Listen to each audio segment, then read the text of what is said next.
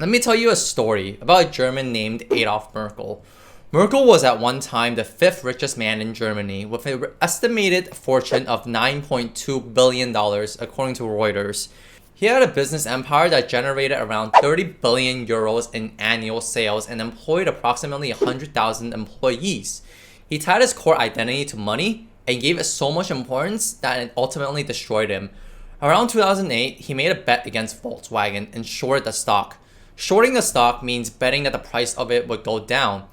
Shortly after his bet, Porsche announced it was merging with Volkswagen. This announcement skyrocketed Volkswagen's share price and he lost approximately 400 million euros. Instead of selling some assets at a loss or finding ways to recover the loss, he walked in front of a train and killed himself. Merkel didn't die because of money that he lost. He still had plenty left after the failed bet and was still one of the richest people in the world. He died because of what money meant to him. It was his identity and source of significance. He was unable to cope with the failure of losing money and it destroyed him. Before we judge him too harshly, we need to think about how many of us, on some level, have tied our identities to money. Is money your source of pain or happiness? What meanings do you give it? Money is nothing more than a measurement of how much value you can provide to society. How much money you earn will depend on how difficult it is to learn your skills. If you can master skills that very few can master and use these skills to provide massive value to society, you will be rewarded massively. For example, doctors, hedge fund managers, and software engineers. Today, money is a very emotionally charged and sensitive word. Society has conditioned us into avoiding discussions about money, especially other people's money. Discussing it makes those who don't have it feel insecure and those who have it feel guilty for having it. And yet almost no other word in the English language has so much prevalence, power, and influence over our daily decisions and habits. At its core, money is raw. Money is power. It has the power to create or destroy.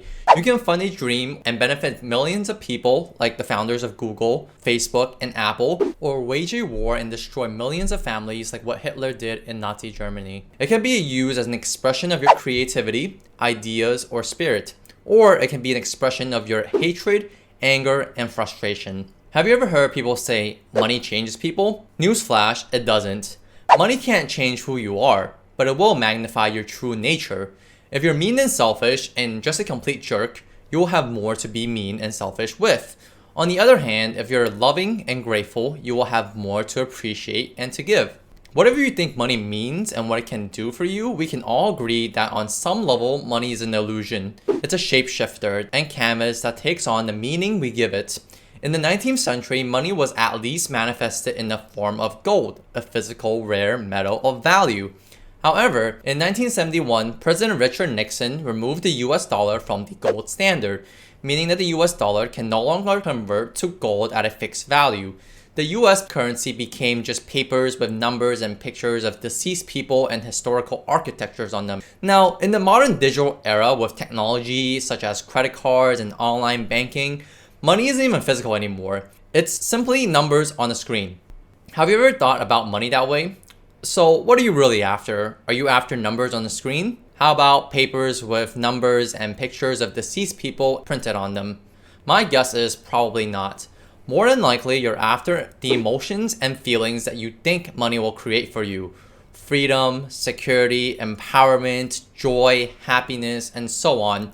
You think that having money will give you the ability to help those you love and those in need. You want that freedom and that choice, right? Money is simply a method to meet your needs. In the pursuit of money to meet those needs, what are you giving up? For most of us, it's time. We trade our time for money. This is the worst trade you can possibly make. Why? You can always get more money, but you can never get more time. You can always get more money by becoming more valuable to others, providing goods and services to them, like Steve Jobs did. Jobs wasn't born wealthy. He founded Apple and provided immense value to countless lives through his technological creations and innovations. On the flip side, how come people who flip burgers at McDonald's get paid so poorly?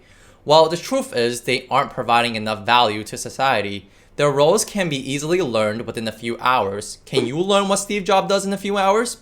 Do you see what I mean? You can always get more money through adding value. But how about time? When was the last time you were able to buy back time with your lover, your friends, your kids, or your family? Life is made up of precious moments, and if you're trading time for money without a plan to get out of this trade, you might just miss one too many of these precious moments. You need to realize what you're giving up in your pursuit for money. Some people recognize that money is important, but not paramount. They use money as a tool to serve others in a life well lived.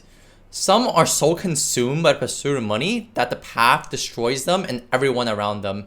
People are willing to give up things that are far more valuable, like time, health, family, self-worth, integrity, and moral values.